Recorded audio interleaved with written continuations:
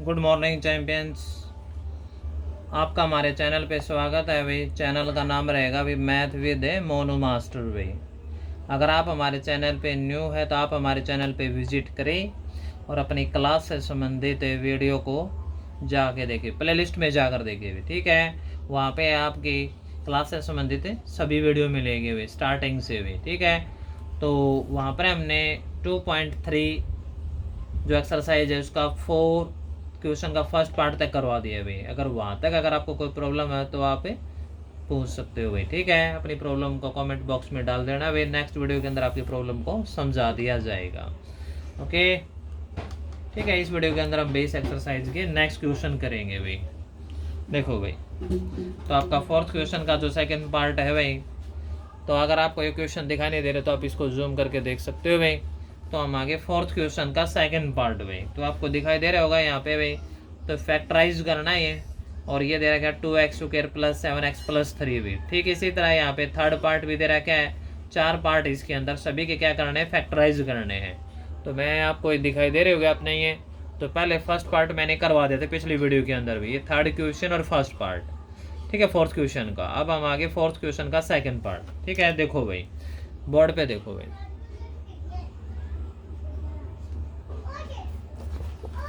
देखो भाई। तो इसमें मैंने क्वेश्चन नोट करा क्या, फोर्थ क्वेश्चन का सेकंड पार्ट भाई, 2x² प्लस 7x प्लस 3 भाई। तो इसको फैक्टराइज करने के लिए मैंने आपको फोर्थ क्वेश्चन के जो फर्स्ट पार्ट उसमें भी आपको एक रफ वर्क बताया था, इसका प्रोसीजर भी यहीं पे वही रहेगा भाई। तो सबसे पहले भी आपको पता है ये जो quadratic equation format, quadratic polynomial आपकी है, तो ये x² bx प्लस c, इस फॉर्मेट में क्वेश्चन आपका ये। तो यहाँ पे a की वैल्यू कितनी है 2, b की वैल्यू यहाँ पे कितनी है 7, और c की वैल्यू यहाँ पे कितनी है 3, a b c यहाँ पे आपको दिखाई दे रहा है। इसके अनुसार कंपेयर करते हुए हमने a b c की वैल्यू फाइंड करनी, ठीक है। तो यहाँ पे a और c की हम क्या करेंगे, मल्टीप्लाई। तो a कितना है 2 और c कितना है 3, 2 मल्टीप्लाई 3 कितना आ जाएगा, ये 6 आ जाएगा। फिर यहाँ पे b जो वो कितना है 7। तो आपको अब ये दो चीज़ें यूज करनी है। ऊपर तो हमने ए बी सी फाइंड करना था, यानी कि अब इसको मिडल टर्म को सप्लिट करेंगे भाई। क्या करना है, ऐसे आपको दो नंबर बताने हैं जिनकी मल्टीप्लाई करे तो आए 6, अगर मल्टीप्लाई पॉजिटिव है तो ये वैल्यू आएगी ऐड करने से भी, ठीक है। आपको ऐसे दो नंबर बताने हैं जिनकी मल्टीप्लाई करे तो 6 है और इनको ऐड करे तो क्या है 7 भाई। तो आप 6 के फैक्टर बना के देख लेना भाई, 2 3, ठीक है। और ये 3 से 1, तो ये 2 3 यानी 6 का बनेगा और 1 का बनेगा। और क्यों 6 प्लस 1 क्या हो जाता है 7, 6 प्लस 1 क्या आएगा 7, और 6 और 1 की मल्टीप्लाई करेंगे क्या आएगा 6 भाई।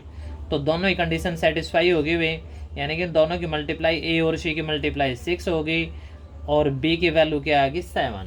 तो अब मिडिल टर्म को सप्लिट करते हुए ये दो फैक्टर बढ़ेंगे 6 और 1 का भाई।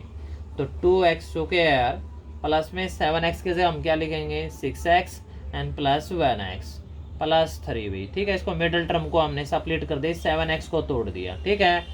अब देखो भाई, इसमें आपको हमेशा बड़ा नंबर पहला लिख लेना, अब इसमें थोड़ा इजी रहेगा। अब फर्स्ट 2 टर्म में से हम क्या ले लेंगे कॉमन भाई, पहले 2 टर्म के अंदर भाई 2x कॉमन आएगा यहाँ से भाई। तो 2x हम कॉमन ले लेंगे, तो यहाँ पे क्या बचेगा x, 2 3 जा 6। अब लास्ट 2 टर्म में से कॉमन क्या आएगा 1 कॉमन आएगा भाई। 1 कॉमन का मतलब 1 से अगर आपको डिवाइड करोगे तो सेम वही नंबर आएगा भाई। 3 को डिवाइड करेंगे 1 से तो भी 3 ही आएगा। अब ये नंबर देखो दोनों ही क्या है फिर कॉमन है, x प्लस 3 x प्लस 3। अब x प्लस 3 को फिर कॉमन ले लेंगे तो यहाँ पे क्या बचेगा 2x, और यहाँ पे क्या आएगा +1। अब ये फैक्टर आ गए भी, ठीक है। अब ये दोनों ही फैक्टर आ गए इस पॉलिनोमियल के भी। अगर इस फैक्टर से इस पॉलिनोमियल को डिवाइड करेंगे तो ये कंप्लीट डिवाइड होगा, अगर इस फैक्टर से भी इस पॉलिनोमियल को डिवाइड करेंगे तो भी कंप्लीट डिवाइड होगा, क्योंकि फैक्टर का मतलब होता है उसको कंप्लीट डिवाइड करना, यानी कि रिमाइंडर 0 आना। ओके, अब हम आगे सेकंड क्वेश्चन, ठीक है, फोर्थ क्वेश्चन का थर्ड पार्ट भाई। तो थर्ड पार्ट में क्या करना है वो देखो भाई अभी, ठीक है।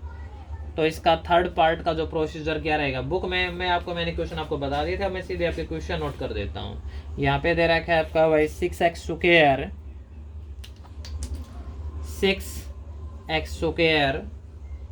प्लस 5x माइनस 6 भाई।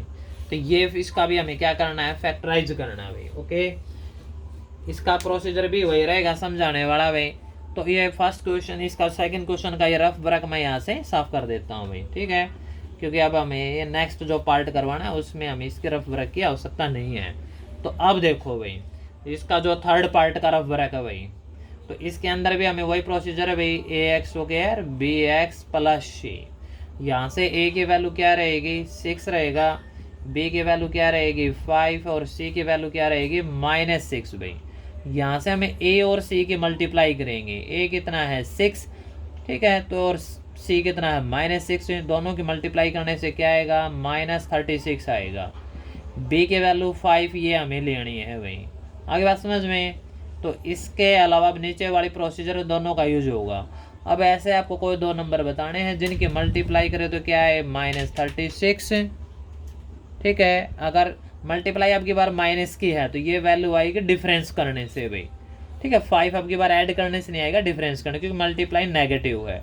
डिफरेंस का मतलब है एक नंबर आपका क्या होना चाहिए पॉजिटिव और एक नंबर होना चाहिए आपका नेगेटिव, वही डिफरेंस होगा भाई। ओके, तो यहाँ से हम 36 के फैक्टर बना लेते हैं भाई। तो 2 से आपका क्या आएगा 18, 2 से यहाँ पे क्या आ जाएगा 9 और यहाँ पे क्या आएगा 3 एंड 3 से यहाँ पे 1। अब ये आपके पास 4 नंबर है 1 2 3 4, इन्हीं के प्रोसीजर से आपका फैक्टर बनेगा, ठीक है। इनके मल्टीप्लाई कर करके देखो, जैसे 2 2 की मल्टीप्लाई करेंगे तो क्या आएगा 4 और 3 3 की मल्टीप्लाई करेंगे क्या आएगा 9, 4 और 9 के मल्टीप्लाई करेंगे तो क्या आएगा 36 और इनका डिफरेंस करेंगे तो क्या आएगा 5। आपको एक नंबर नेगेटिव लेना पड़ेगा भाई, कौन सा लें वो हमें देखना पड़ेगा। वो प्रोसीजर क्या रहेगा भाई, यहाँ पे आप डिफरेंस देखो, अगर डिफरेंस पॉजिटिव इसका मतलब बड़ा नंबर पॉजिटिव रहेगा, तो आपका छोटा नंबर वो क्या हो जाएगा नेगेटिव हो जाएगा भाई। तो 9 - 4 आपका क्या आ जाएगा 5 है। अगर आप करोगे 9 - 4 क्या आएगा 5 है, और 9 मल्टीप्लाई -4 करोगे तो क्या आएगा -36। तो दोनों ही कंडीशन सेटिस्फाई कर गया भाई, ठीक है। अब इसको मिडिल टर्म को सप्लीट करो भाई। यहाँ से देखो अभी 6x², ठीक है, प्लस का साइन, पहले हम बड़ा नंबर लेंगे भाई। आपको पता है 9 और -4 में हम क्या लेंगे, पहले 9 लेंगे, तो 9x और माइनस में क्या आ जाएगा 4x एंड -6 भाई। देखो 5x को हमने क्या कर दिया सप्लीट कर दिया, 5x को हम क्या लिख सकते हैं 9x - 4x, और ऐसे दो नंबर में सप्लीट करेंगे कि जिससे a और c की मल्टीप्लाई b सेटिस्फाई करे भाई। अब फर्स्ट टू टर्म में से क्या लेंगे कॉमन, तो फर्स्ट टू टर्म्स आपका क्या रहेगा, यहाँ पे 3x कॉमन आ जाएगा भाई, 3 2 जा 6 तो 2x आएगा, 3 3 जा 9 यहाँ पे 3 आएगा। अब लास्ट टू टर्म में से कॉमन क्या आएगा भाई -2 कॉमन आएगा, -2 कॉमन लोगे यहाँ पे, -2 से इसको डिवाइड करो तो क्या आएगा 2x और माइनस माइनस प्लस क्या हो जाएगा 3, ठीक है। कॉमन का मतलब डिवाइड करना ही होता है, कॉमन मीन्स क्या होता है डिवाइड करना। अब देखो ये दोनों फैक्टर फिर कॉमन आ गए यानी सेम। अब फिर कॉमन ले लेंगे, यहाँ पे 2x + 3 को फिर कॉमन लिया जाएगा, तो यहाँ पे क्या बचेगा 3x और यहाँ पे क्या बचेगा -2। तो ये इसके फैक्टर आ गए भी। फिर मैं आपको बता रहा हूँ 2 फैक्टर आ गए, दोनों में दो, ठीक है। किसी फैक्टर से भी अगर इसको डिवाइड करोगे तो कंप्लीट डिवाइड हो जाएगा, यानी इसका जीरो चाहिए दोनों के दोनों। समझ में आ गई बात ये। तो ये फोर्थ क्वेश्चन का है आपका थर्ड पार्ट भाई। नेक्स्ट पार्ट देखो भाई ये, ठीक है। अब मैं इसको क्लीन कर देता हूँ भाई, ठीक है। ये हम फोर्थ क्वेश्चन का लास्ट पार्ट आ गए भाई। तो इस लास्ट पार्ट में क्या दे रखा है भाई फोर्थ क्वेश्चन का, तो मैं स्टेटमेंट नोट कर देता हूँ भाई। Fourth question and fourth he part भाई, तो इसमें दे रखा है इसका ये फैक्टराइज करना है सभी को, 3x² -x एंड -4 भाई। क्या करना है हमें इसका फैक्टराइज करना है, ठीक है। प्रोसीजर वही रहेगा भाई, ओके। तो मैं इसका रफ प्रोसीजर आपको वही समझाऊंगा बार बार भाई, आप कैसे भी कर लेना चाहिए, आप डायरेक्ट भी कर सकते हो। सिर्फ ये है प्रोसीजर वर्क समझाने का। अगर आपको ये अच्छी तरह से समझ में आएगा तो आपके फैक्टर कभी गलत नहीं होंगे, ठीक है। तो a की वैल्यू डायरेक्ट कंपेयर कर लो, a की वैल्यू क्या आएगी 3 और b की वैल्यू क्या आएगी, यहाँ पे -x है तो -1 और c की वैल्यू क्या आएगी -4 भी, ठीक है। तो आप डायरेक्ट कंपेयर कर सकते हो a b c की वैल्यू निकालने के लिए। वो तो मैं आपको बता रहा था कि a b c की वैल्यू कहाँ कैसे फाइंड कर रहे हैं। तो अब करेंगे a और c की मल्टीप्लाई।